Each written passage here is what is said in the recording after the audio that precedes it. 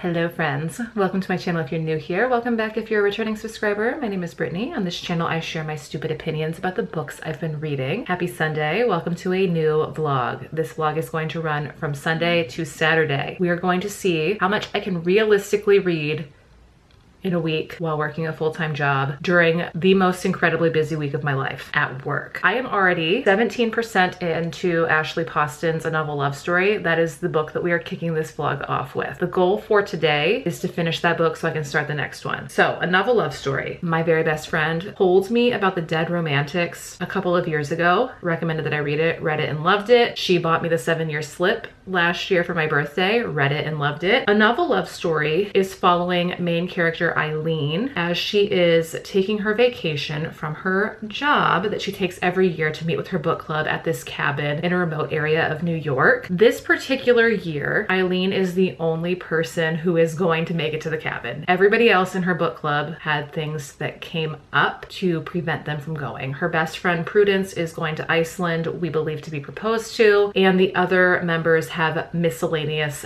things going on to prevent them from coming. The book club is a virtual book club, so it's their once a year meetup in person. Eileen is driving in her old hoopty and trying to make her way to this cabin, but she somehow gets turned around. Her GPS isn't helping her navigate. She pulls off into this town and realizes that this town is actually the town from her very favorite book series. So Eileen, when she pulls off into this town, she doesn't immediately recognize that it is the town from her book series. She goes into the bar, she eats this really terrible dinner, she ends up staying in a loft for the local bookstore owner, and we're going from there. So far, I'm loving it. Ashley Poston she does something so unique in her works. For The Dead Romantics, we have a woman who could see ghosts. For The 7-year slip, we have an apartment that can travel back in time. And in this one, we have basically Eileen crossing this bridge into a fictional town. I think that these are all very magical elements to have for a romance novel, and I'm here for it. I know not everybody is, but I genuinely love that. In her previous 2 books, I think one of them was a ghostwriter. The Dead Romantics, we had a ghostwriter. 7-year slip, we have an editor, and in this one we have an English professor. Eileen also went to school for library and information science, and I love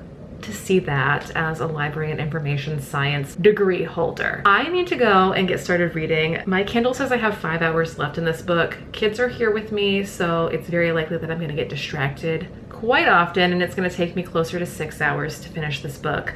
But it's only noon and I've gotten almost all of my chores done as of yesterday, so I'm feeling very good. The only thing I have to do is put my last load of laundry into the dryer and then put laundry away. I feel super accomplished, but I do need to get started reading. I'm gonna set myself up downstairs with my little clicky guy, my page turner, and then I will let you know at about the 50% mark if my thoughts have changed. So far we're loving it, but I'll let you know if my thoughts have changed at the halfway point. See you soon. All right, 50% into A Novel Love Story. The female main character, her name is Eileen. She's an English professor. The male main character, his name is Anderson. She calls him Anders. Everybody else in the town calls him Andy. Eileen is convinced that Anders is the male love interest in the 5th book of this series that she loves. It's the final book in this book series that she loves. Now, the author passed away before the last book could be published.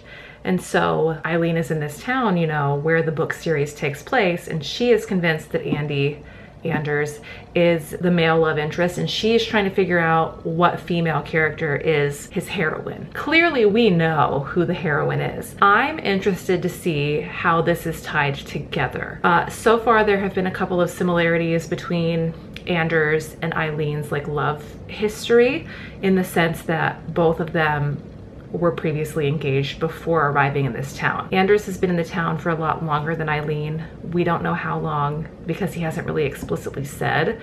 I'm guessing probably shortly after maybe his former fiance is married, to not him, obviously. And Eileen's only been there for a couple of days. We are informed that time moves differently in this town, so I'm curious just genuinely to see how this is all tied together in the end. There has been a nod to the 7-year slip, which I love. We see Ewan's lemon pie being mentioned in this book. I love it when authors kind of overlap things from previous books, especially when they're not books that are in an interconnected series with their new releases. So that's really nice to see. With that, I am going to hopefully finish this tonight. It's already 4:45 p.m. and I'm not hopeful, but fingers crossed. I want to at least get one chapter into the next book that I want to start tonight done, you know, but we'll see. That's it. I will see you at 75%. I need to go check on my baby because he was yelling for me, so I will see you at 75%. One more thing. As far as action goes, we've only seen a little bit of kissing at the 50% mark, but that's it. Hello and happy Monday. Okay, so really fast recap. I did end up finishing a novel love story last night at about 10:15 p.m. I'm gonna start my new book tonight. I'm very, very excited. This is probably my most highly anticipated release of the year, and we are going to start Middle of the Night by Riley Sager.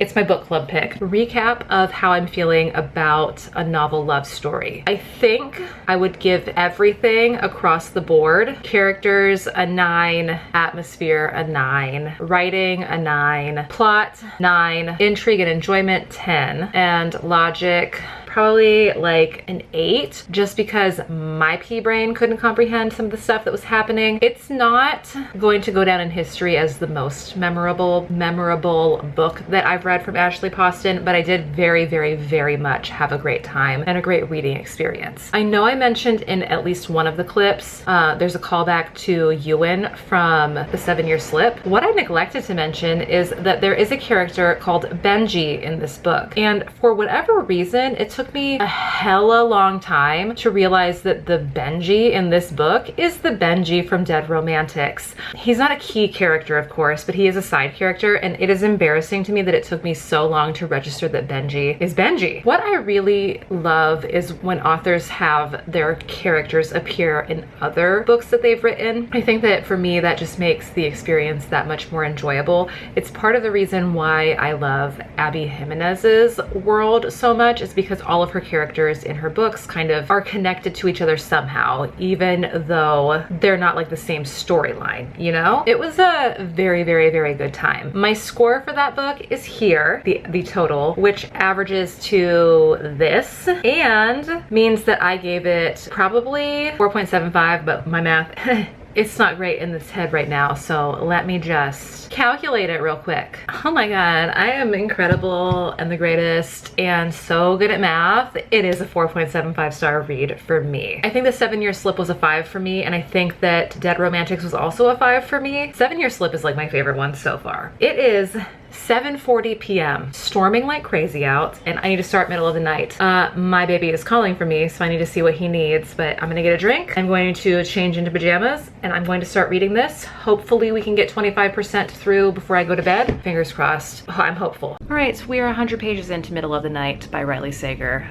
Here's what we need to know. Billy went missing when he was 10 years old from Ethan's backyard. They were camping out. Ethan wakes up the next morning. There's a giant slash from the outside of the tent. Billy is no longer there. Oddly enough, Billy's shoes are still in the tent. There is no trace of Billy. We do not know where he goes. So we're alternating between present timeline, which is 30 years from the date that Billy went missing, and, you know, 1994. Set in New Jersey. Love it. Ethan is like a weird, quiet, introverted, and shy guy. I can't tell if he's a reliable narrator because there's clearly something that happened the day that Billy went missing between all of the neighborhood kids and Ethan and Billy that we, the reader, don't know about quite yet. Just know that Billy and Ethan had this huge fight at Ethan's house before they went to bed the night before Billy goes missing. I'm really enjoying my time. Now, I will say that my attention span for this, not great right now. There's a massive thunderstorm going. There were like such loud crashes of thunder. The sirens started going off, so I'm sure that there were like the tornado sirens started going off, and that was just like a little bit distracting to me. I only made it 100 pages. I'm hopeful that tomorrow I can make it 100 more pages, if not more. Tomorrow night I have significantly less things to do than I had to do tonight,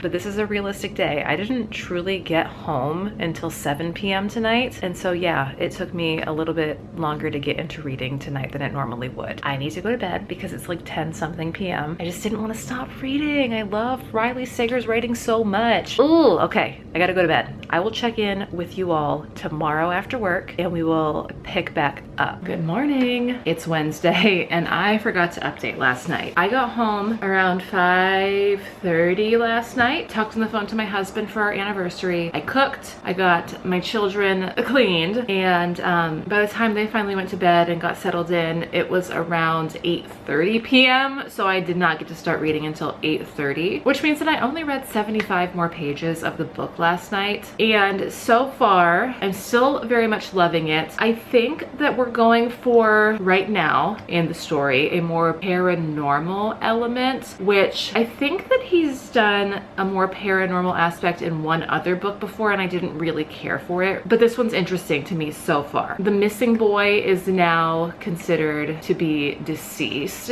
They found his remains after 30 years, and the remaining 4 neighborhood children have all reconvened in the neighborhood Hemlock Circle. That's really all that I want to say. I don't want to say anything else that could potentially help people solve the mystery, you know? So that's all I'm gonna say. The goal is to finish it tonight because like I'm invested and I want to spend a good chunk of my evening reading tonight. That's for right now. I have to go take my dog for her morning walk and finish getting ready for work. It's 6 in the morning. Yeah, so I will see you all when I get home from work. We'll talk more about the book once I get further into it. At this point, I don't think that I'm even halfway done, but that's okay. It's like 8:30 p.m. I'm on page 244 of Middle of the Night. There are a few things that I need to talk about. Billy, the little boy who goes missing in the beginning of the book, is a 10-year-old obsessed with the idea that ghosts are real and you can talk to them. There is an institute in the woods near the neighborhood where Billy has gone missing from called the Hawthorne Institute.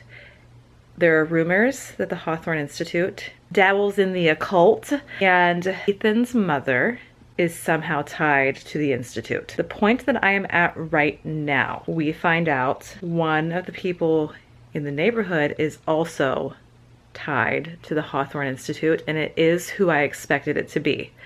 But because this is a Riley Sager book, I am not anticipating that to be the person who kidnapped Billy and murdered him. That's where we're at. That's what we're working with.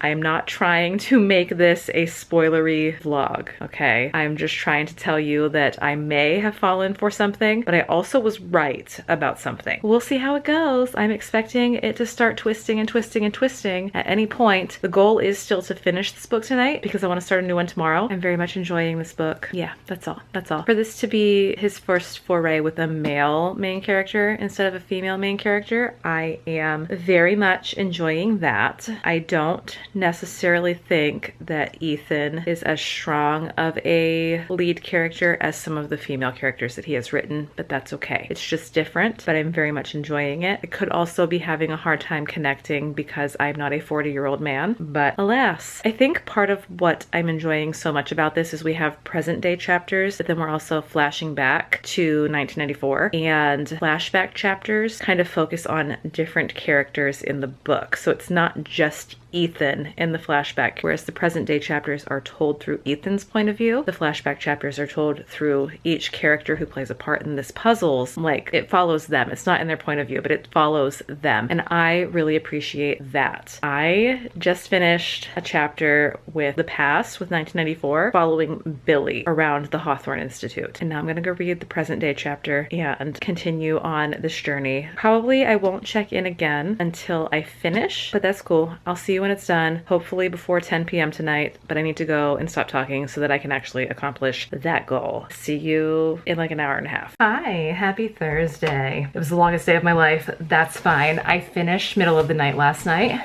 right here, and I'm ready to start a new book. But before we do that, let's run through a few things. First and foremost, this one was very easy for me to follow at the end. If you are familiar with Riley Sager, you know that he likes to have twist after twist after twist after twist after twist in the end. This one is not one where I had to be like, hang on a second, let me go back and reread what I just read because that doesn't make sense. This one's pretty good for not being extremely twisty. Let's run through how I feel overall, the CAWPILE of it. Friends that are watching this who are in my book club, skip forward to this timestamp if you don't want to know my thoughts and opinions and final overall thing before book club. Now that they're gone, let's run through everything. As far as characters go in this book, I don't think that Ethan is going to go down as one of the most memorable characters for me personally. I don't think that the side characters are going to go down in history as the most memorable. I do think that they were pretty thoroughly developed and fleshed out characters. But because I don't think that they're going to be memorable to me, I will have to give the characters an 8 out of 10. Atmosphere. We are set near Princeton, New Jersey. Obviously, that's where Mr. Sager is from. I could picture it. I pictured the woods. I pictured the institute. I pictured the backyards. I pictured this little suburban cul-de-sac where this book takes place pretty vividly in my mind. And as far as was there a movie playing in my head? Sure. Characters were kind of faceless for me, but yeah, I could see things happening in my mind's eye.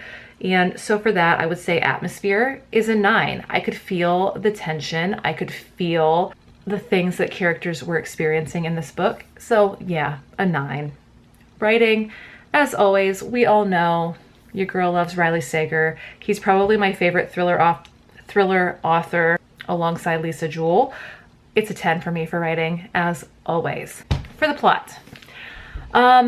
It's a different idea, right? To follow this missing persons case and to throw in a little bit of the potential for paranormal. It's a different take from this author. I think that a lot of his thrillers are more so gory and gruesome and spooky than I would say this one is. For me, the plot was a 9.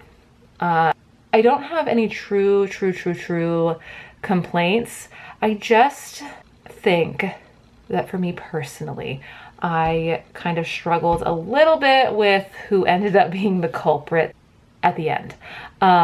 It's definitely not who I thought it was going to be, and that's cool.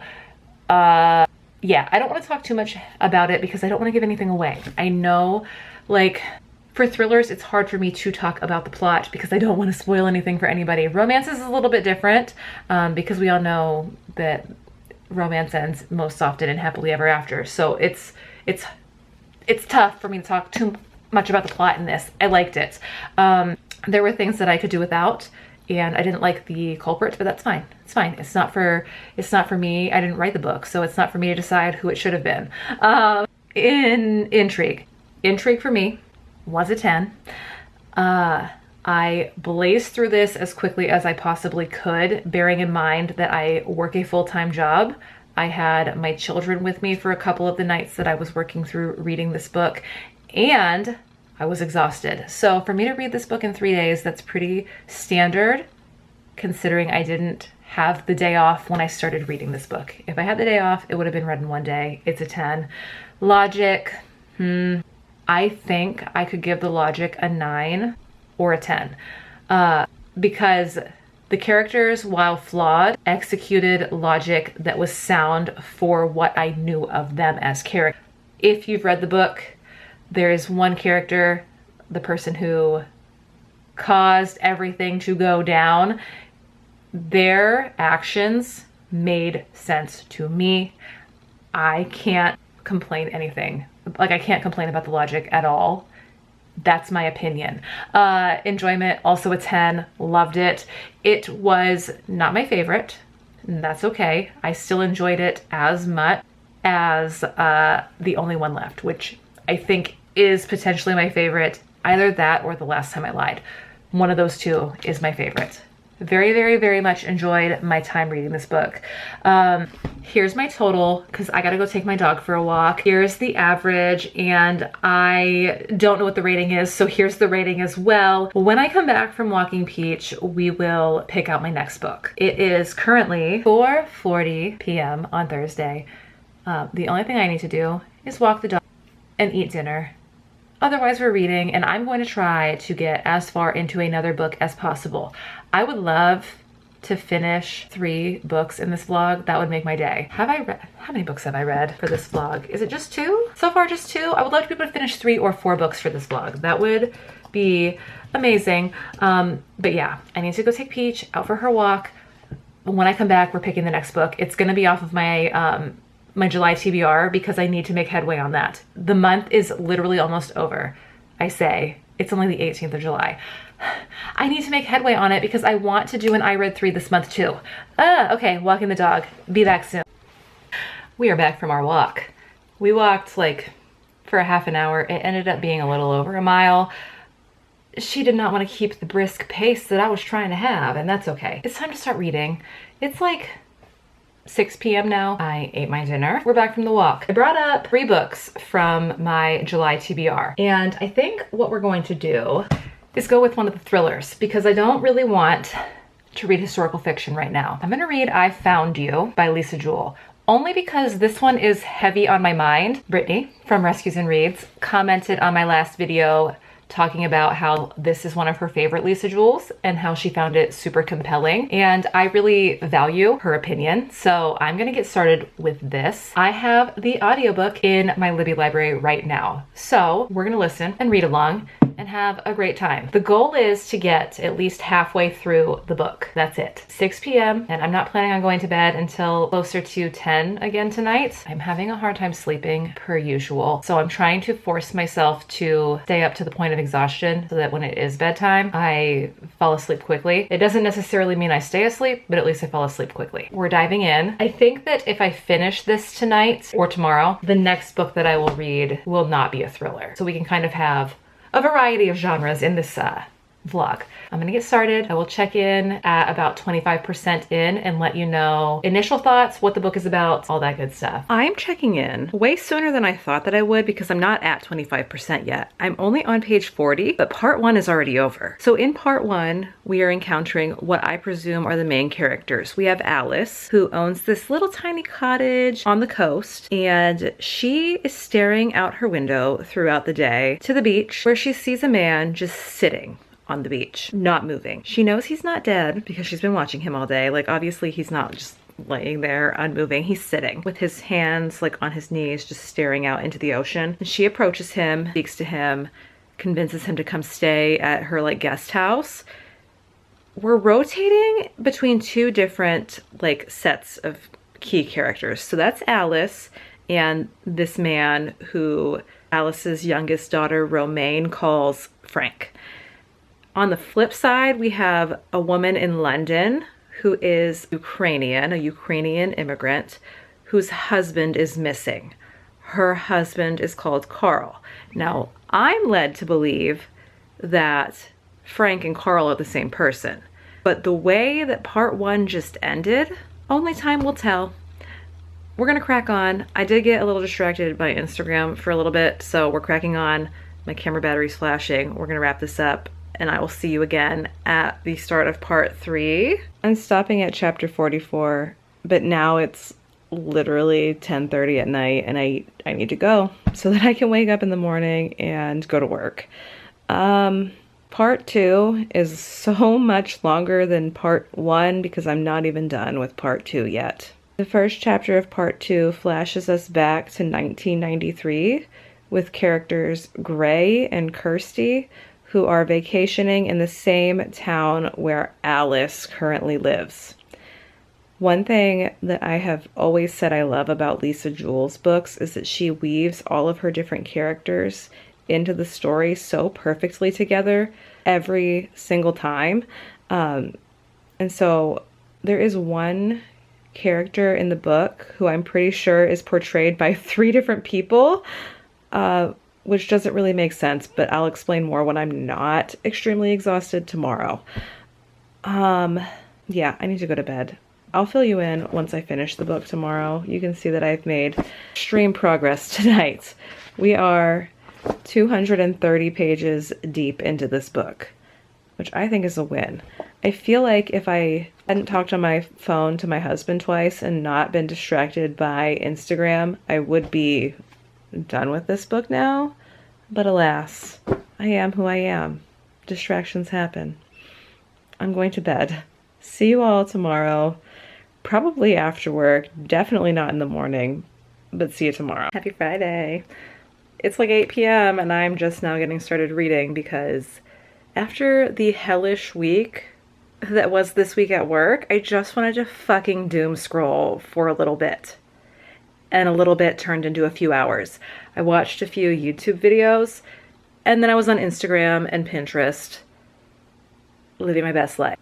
Peach and I walked 3 miles total today, which was great. My stomach hurts. I just want to be in my bed. And so that's where I'll be for the rest of the night. We're gonna finish I Found You. I'm not tired, surprisingly, and I want to sleep in tomorrow because it's Saturday. And so I'm gonna finish this book. We'll start the next one, see how far we make it. I want this to be a 4-book vlog, and I have confidence. So let's go ahead, finish up I Found You. It'll probably take me about an hour and a half. And I've already picked what I'm reading next. It's over on my desk. I will get it once this book is over.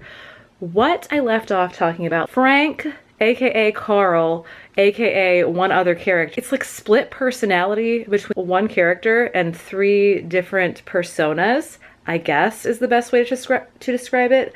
I'm so invested. A little bit more brutal than I thought it was going to be. We have like a broken arm scene, which I was not a huge fan of. Pretty graphic depictions of assault on page. I did not want to stop reading last night, but alas, 10:30 came and went and it was time to go to sleep. And I did not update you again before I went to bed because what happened is my phone rang and then I talked to my husband for quite a long time. And then I very abruptly ended the phone call with him because I was like, I need to go to sleep. I'm so tired. Morning is going to come so quickly. And it sure enough did. We're getting started. I will see you soon. I'll see you soon. The view is not great, but it's fine. We finished part 2. We're starting into part 3. Aha! Aha! That's all. That's the update. Moving on to part 3. I'm almost done. Horrible, horrible lighting. I finished. It's 10 p.m. I will not be reading anymore tonight. My eyes are tired.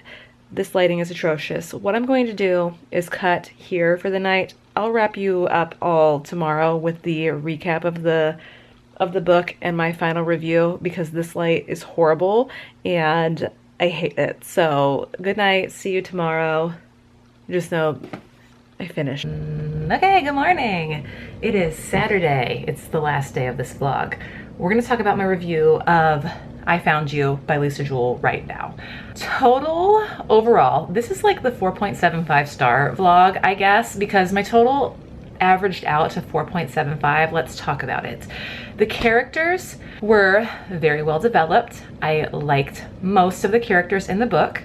I just don't think that it will go down in history as the most memorable of characters for me, like in Invisible Girl and The Night She Disappeared. I like still think of those characters. But for this one, I don't find that I will probably be thinking about like Alice and Frank and everybody later on this year or even next year or years down the line. That's just my personal thought process. I gave the characters 8 out of 10. Atmosphere, I also gave 8 out of 10. 8 out of 10. I don't know. I think that what I struggled with is Riding House Bay is supposed to be this very small town. And for me, small towns equate to tightly knit communities in my head, being someone from a small town. It didn't give that vibe. Atmosphere was an 8 out of 10. I could picture things in my head, but it didn't stand out again as something that is going to go down in history as the most memorable thing for me. Writing, as always, for Lisa Jewell is a 10 out of 10. I love her writing. I personally feel she can do no wrong in her writing. The only thing that I think that really bothered me in the writing is she kept referring to Ukraine as the Ukraine, and it's like a minor irritation. Plot, 9 out of 10. This one was thoroughly enjoyable for me. It did err a little bit more on the mystery side in the beginning than thriller, but then the brutality of part 2 and 3 almost did me in. I kept having to take breaks because it was pretty rough. Like I said, 9 out of 10 for plot. Intrigue and logic for me, 9 out of 10 for both of those. I read it very quickly. I feel like I could have read this book in one evening if I hadn't been having to take breaks, if I hadn't taken a couple of phone calls, if I hadn't needed those pauses. Logic, 9 out of 10. She fooled me for a little bit, and I always loved that. Enjoyment overall, a 10 out of 10. Like I said, this is a 4.75 star read for me, as have been the rest of the books that I've read in this vlog.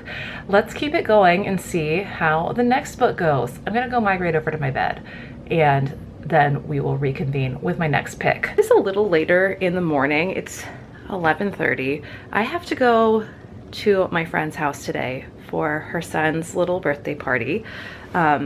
I'm thinking that I'm probably gonna leave my house around 3, so that gives me a solid 3.5 hours of reading. I'm already dressed for the day and everything. I might just need to fix my hair before I go, but otherwise I'm good to go. So we're gonna focus on reading for the next few hours. On my Libby, you can see I have my headphones around my neck. On my Libby, I've queued up my next book. I need a break from thrillers, I think, and I want to make this vlog a little bit more well-rounded. So we are going to read The London Seance Society next. I read The Lost Apothecary by Sarah Penner. Loved it. I'm really looking forward to this. The audiobook says that it's about 10 hours long. I listen at a very rapid rate of speed because I'm reading along, double dorking. I'm gonna start at 2.75 speed, and if the narrator speaks too slowly for me, we're gonna bump it up to 3 times speed and see how it goes. So I'm gonna get started, and I will see you when I find a good stopping point to let you know thoughts initially, and yeah, go from there. It's now 9 p.m. and I'm home from everything that I did today. I went to the birthday party up at my friend's house, and then Bestie Kelly and I went to pick up her daughter and her daughter's friend. And we went to this lakefront brewery that I love so much. It's where I got married, and there was some live music. They played tons of great songs, but now I'm home and going to update you on my progress with the London Seance Society. I'm on page 120, about to start chapter 12 of the London Seance Society, and what we've got is our main character, Lena. Her sister, Evie, died, and before she died, she was studying under the tutelage of Vaudeline Dallaire, who is this medium who was previously in London, but fled to France and is teaching and conducting seances in Paris. Lena seeks out the tutelage of Vaudeline in Paris, and she also leaves England to go to Paris to study under Vaudeline. Simultaneously, there is a gentleman's club called the London Seance Society. They obviously also conduct seances for the people of London. The